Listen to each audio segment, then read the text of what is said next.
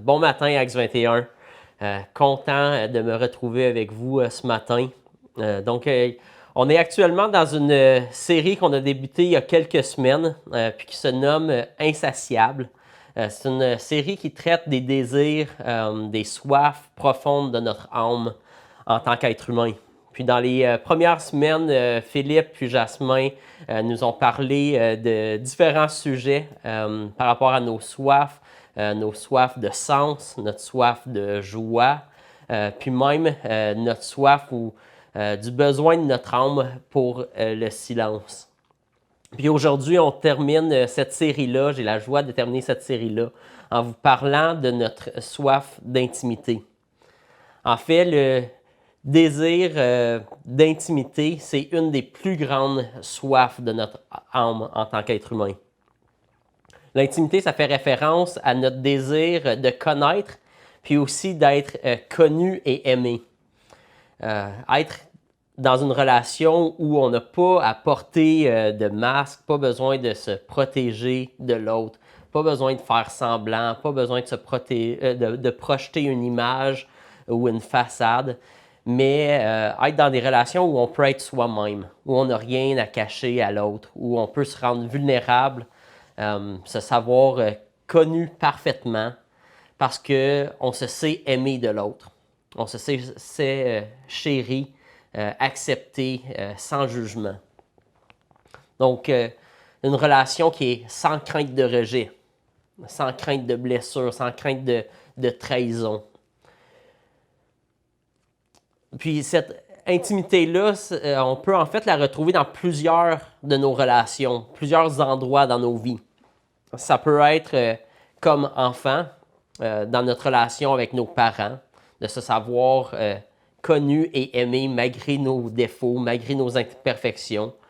Ça peut se retrouver dans notre mariage, dans notre relation amoureuse, relation mari et femme.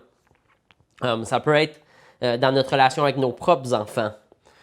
Ou bien encore, ça peut être aussi, l'intimité peut aussi se retrouver dans nos relations d'amitié, puis même dans nos relations avec nos collègues de classe ou de travail.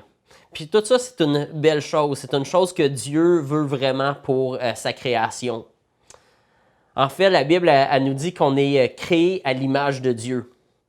Puis quand on regarde à Dieu lui-même, on se rend compte que Dieu, c'est une communauté parfaite d'intimité dans la Trinité. C'est une intimité où le Père, le Fils, le Saint-Esprit partagent une communion puis une acceptation parfaite et sans jugement. Une relation où il n'y a pas de compétition, il n'y a pas de compétition entre le Père, le Fils, le Saint-Esprit, mais où chacun connaît l'autre, reconnaît la place de l'autre, puis cherche à l'honorer, l'élever, le célébrer. Donc, étant créé à l'image de Dieu, c'est normal que nous aussi, on est créés pour cette intimité-là. Mais malgré notre soif d'intimité, l'intimité, c'est une chose qui est très difficile à atteindre dans nos relations. Même nos amitiés changent avec le temps. Nos relations de couple peuvent être épanouies à un moment, puis nous faire sentir terriblement vides et seuls à un autre moment. Donc, quelque chose semble constamment être en train de faire la guerre à l'intimité dans nos relations.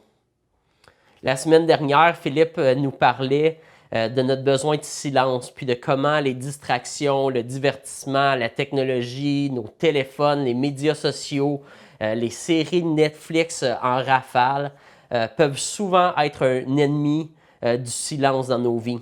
Puis il nous avait invités à passer un dimanche sans téléphone, sans médias sociaux.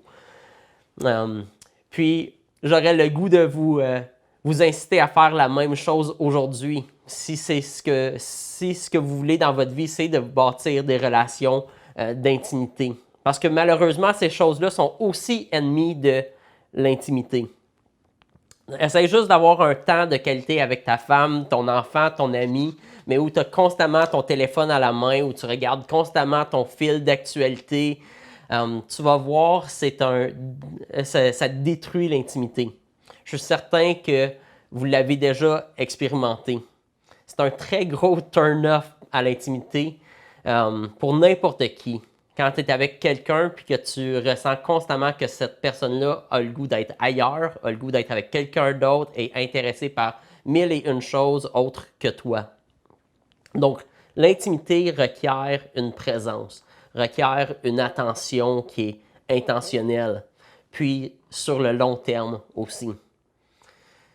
Puis c'est une des raisons que c'est si difficile à cultiver l'intimité, puis à maintenir à travers les années. Comment est-ce qu'on fait pour connaître puis de s'intéresser à l'autre de jour en jour et jour après jour quand on vit dans un monde qui va tellement vite puis où il y a tellement de distractions. Par contre, au-delà des distractions, il y a des choses beaucoup plus profondes qui font aussi la guerre à l'intimité dans nos vies, dans nos relations. Il y a même certaines personnes qui se sentent tout simplement incapables d'être en relation d'intimité. Aussitôt que la relation devient trop intime, ces personnes ont tendance à fuir. Ils n'arrivent pas à s'ouvrir. Ils préfèrent garder leur relation au premier niveau. De se protéger en disant qu'ils n'aiment juste pas ça, aller dans ces endroits-là. Ils n'ont pas besoin de ça dans leur vie.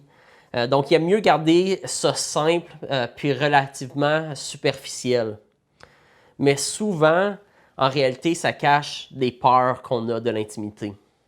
Ça peut être une peur due à notre passé, une peur d'être découvert, d'être vu pour qui on est réellement. Ça peut être la peur de décevoir l'autre, la peur de ne pas être à la hauteur, la peur d'être abandonné, blessé, rejeté, jugé. Puis même parfois, ça peut être dû à notre propre peur. On a peur d'être déçu de l'autre.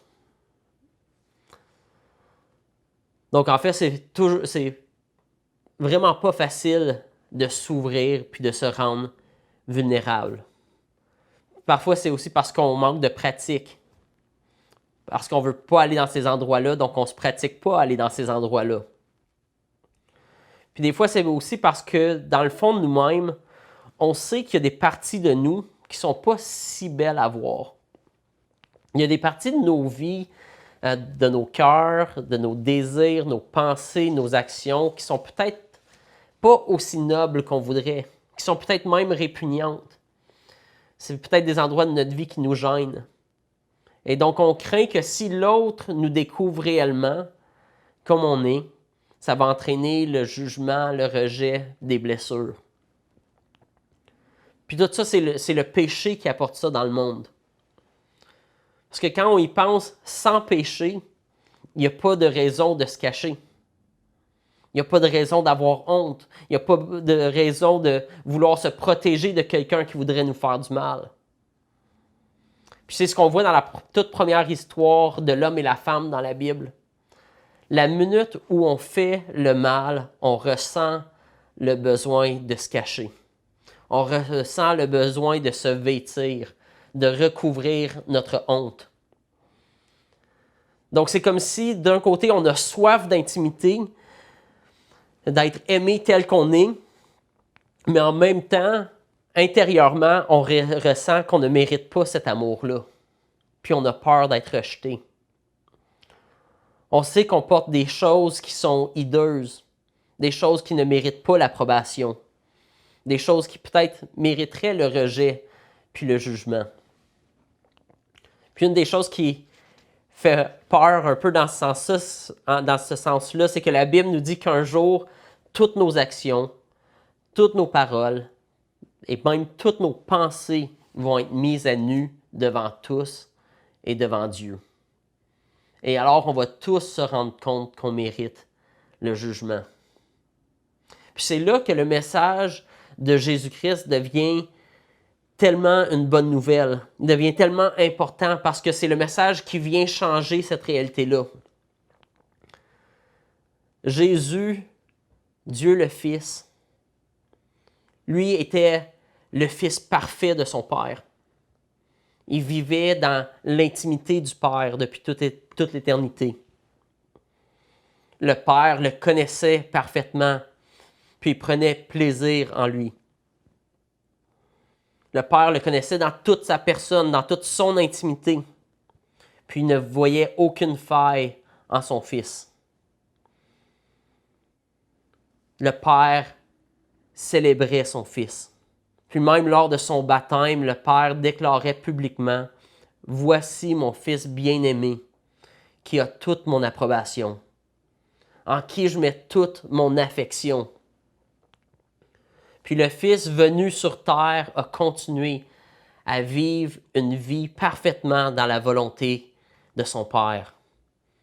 Il disait « Non, pas ma volonté, mais la tienne. » Puis c'est là qu'à la croix, il s'est produit un des plus grands mystères de l'humanité. Le Fils parfait a choisi de revêtir le péché du monde entier sur lui-même. Il a été dévêtu de la sainteté. Il a été mis à nu, humilié, craché au visage, trahi, rejeté et jugé par tous, incluant par Dieu le Père.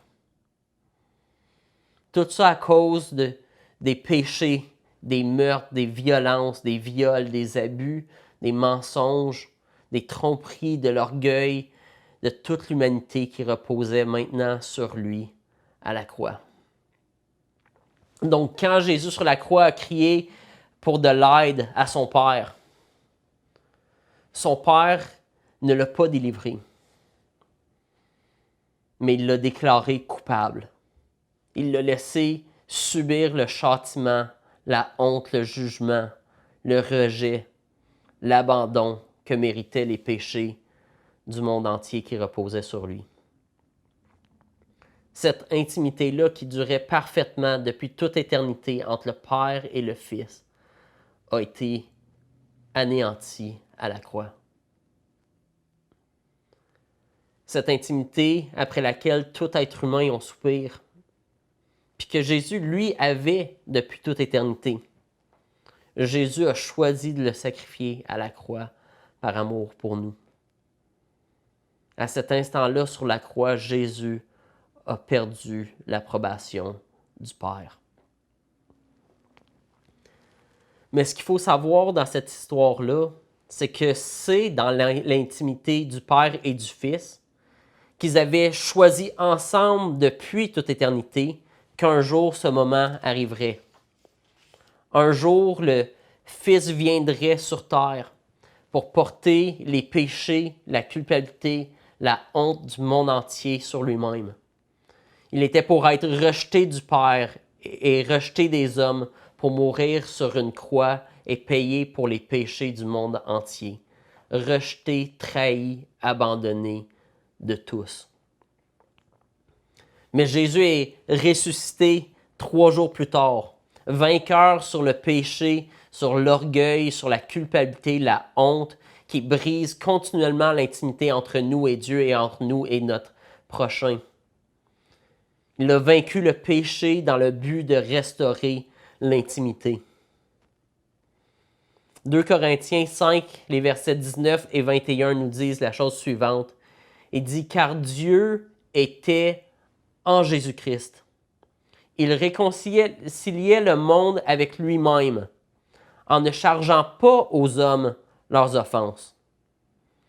Celui qui n'a point connu le péché, il l'a fait devenir péché pour nous, afin que nous devenions en lui justice de Dieu. » Le mystère central, puis la bonne nouvelle de toute la Bible, c'est que Jésus peut te revêtir de sa sainteté. Jésus peut te revêtir de sa justice. Pas parce que tu le mérites, mais parce que lui a choisi de se dévêtir de sa sainteté pour te revêtir de son vêtement, te revêtir de sa sainteté. Il a choisi de se dévêtir pour lui revêtir notre péché, notre culpabilité, notre honte, puis d'en subir la conséquence. C'est ce que le réformateur Martin Luther appelait la grande échange. notre péché donné à Christ en échange de sa justice.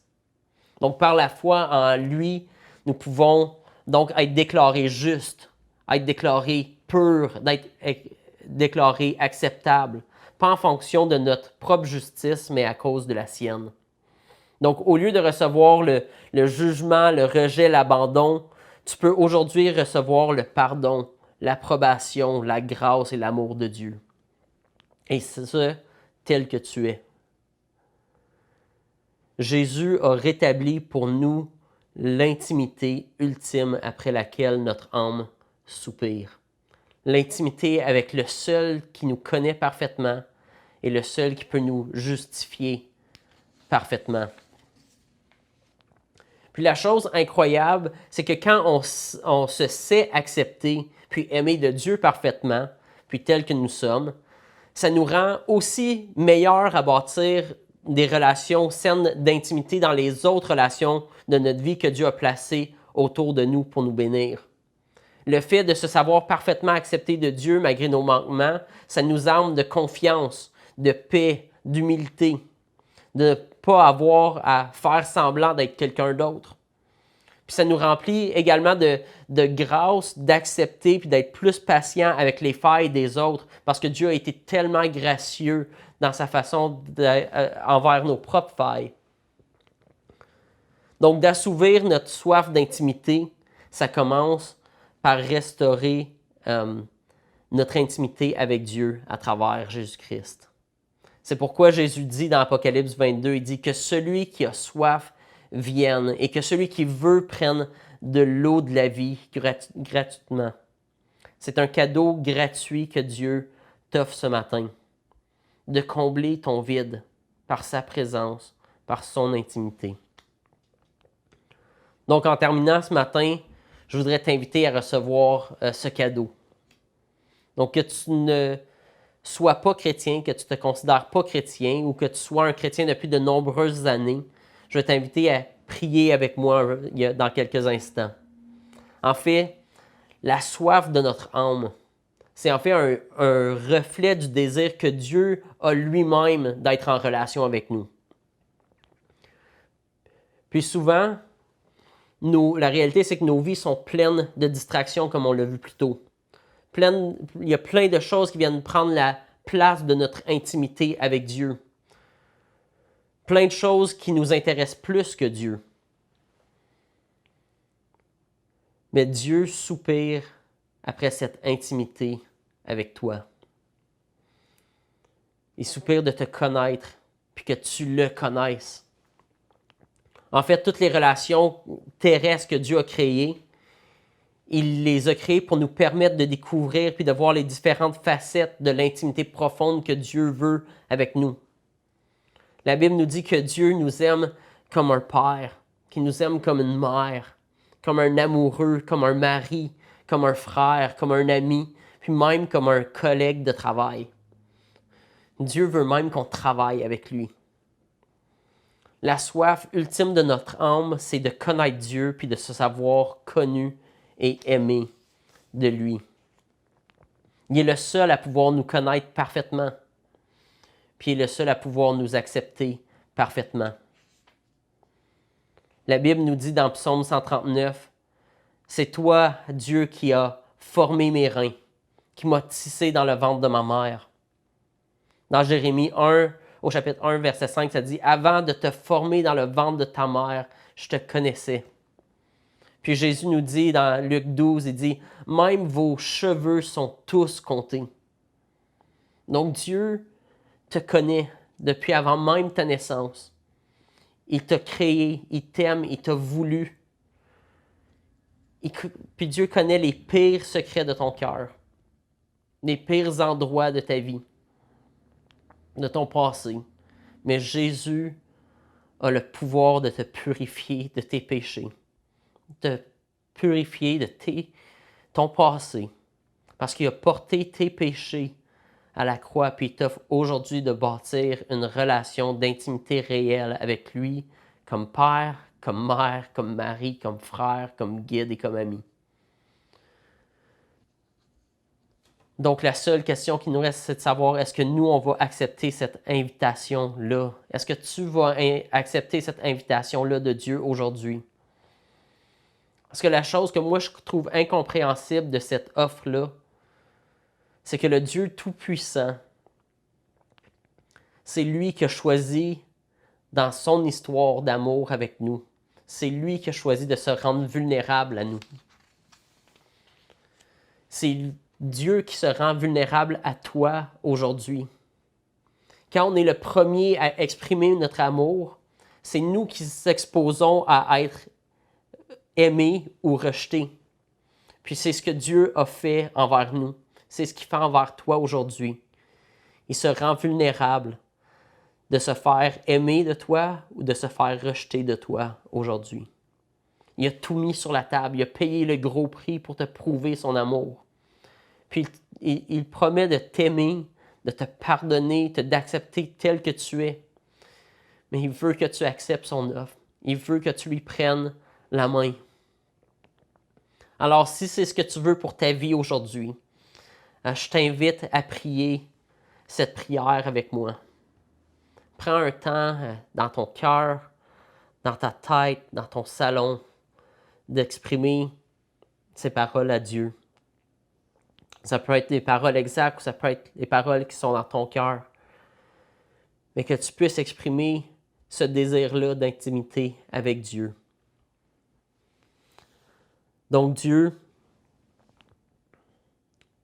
pardon d'avoir vécu une vie où tu n'étais pas le cœur, pas le centre, mais où toutes les distractions devenaient plus intéressantes que toi. Viens me pardonner aujourd'hui, pas à cause que je suis parfait, mais parce que ton Fils parfait a porté mes fautes. Jésus, viens aujourd'hui me revêtir de ta bonté, de ta justice. J'en ai tellement, tellement besoin. Merci d'ouvrir à moi une vie nouvelle. Remplis-moi de toi, remplis-moi de ton esprit, puis de l'amour du Père. Puis permets-moi de vivre une vie d'intimité avec toi. Amen. Je vais terminer ce matin avec un passage dans la lettre de Paul aux Éphésiens, au chapitre 1, qui nous dit « Béni soit le Dieu et Père de notre Seigneur Jésus-Christ, qui nous a bénis de toute bénédiction spirituelle dans les lieux célestes en Christ. En lui, Dieu nous a choisis avant la création du monde pour que nous soyons saints et sans défaut devant lui. Dans son amour, il nous a prédestinés à être ses enfants adoptifs par Jésus-Christ. C'est ce qu'il a voulu, dans sa bienveillance pour que nous célébrions la gloire de sa grâce dont il nous a comblés dans le bien-aimé. En lui, par son sang, nous sommes rachetés, pardonnés de nos fautes, conformément à la richesse de sa grâce. Dieu nous l'a accordé avec abondance, en toute sagesse et intelligence. Amen.